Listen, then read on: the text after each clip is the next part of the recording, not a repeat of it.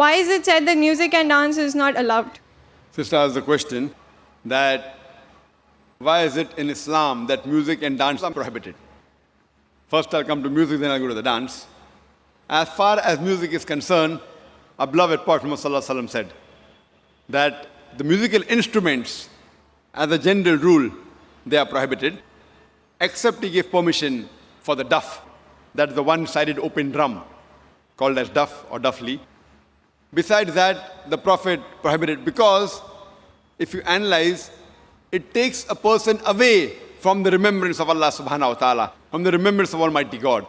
That's the reason when we hear these, film songs, whether it be Hindi, it may be Malayali or Tamil or whatever it is, you find that in these film songs, most of the words that are mentioned, they are far away from reality.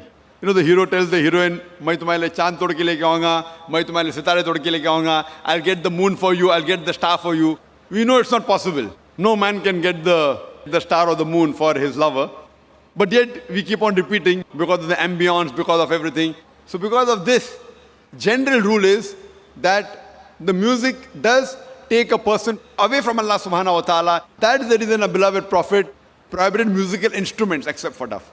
Or as generally with your voice. For example, when a person recites the Qur'an. If he recites the Qur'an, his voice is good, that's permitted. Because that takes a person towards Allah subhanahu wa ta'ala. The musical instruments along in the background do create a different ambience. Otherwise, singing per se, it is mubah, optional, as long as the words of the song, they take you towards your Creator Allah subhanahu wa ta'ala. If the words of the song take you away from Allah subhanahu wa ta'ala, even that type of song is prohibited. Now come to the second part. Why is dancing prohibited?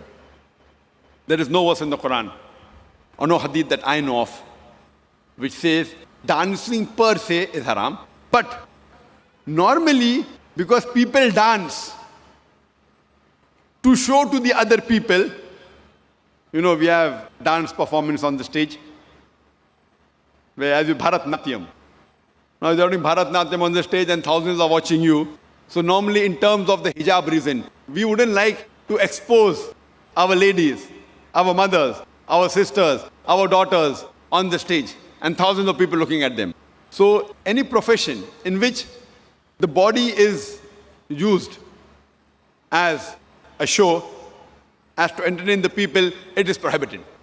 That is the reason dancing in public or dancing in parties where we have opposite sex mixing, many a time the rules of dancing, they conflict with the rule of the Islamic Sharia. Normally when you have a dance, you have pairs, male and female, and most of these pairs, that's the girlfriend, boyfriend, and you dance in front of other people. So because it breaks the system of Islamic hijab, that's the reason per se it is prohibited, because it goes against the system of hijab. So you have to realize that many a time when you dance in public, you go out for parties and you move around. Otherwise, with you and your wife, you can do what you want as long as it doesn't go against the Sharia. Alone in closed doors, husband and wife, what they want to do, as long as it doesn't go against the rules of the Qur'an and Sahih Hadith, there's no problem. But because most of the time dancing exploits the body, it includes singing, dancing, you go on the stage and other people are watching, so it breaks the rules of Sharia, of the hijab. And you can hear my video cassette, Women's Rights in Islam, Modernizing Outdated, which speaks in detail. Why do we Muslims protect, why do we love, why do we revere our women for? Because we love our women, that's the reason we protect them, and we don't want to exhibit them. That's the reason professions which involve singing in public, or dancing, or modeling, these professions are prohibited for a lady. Hope that answers the question.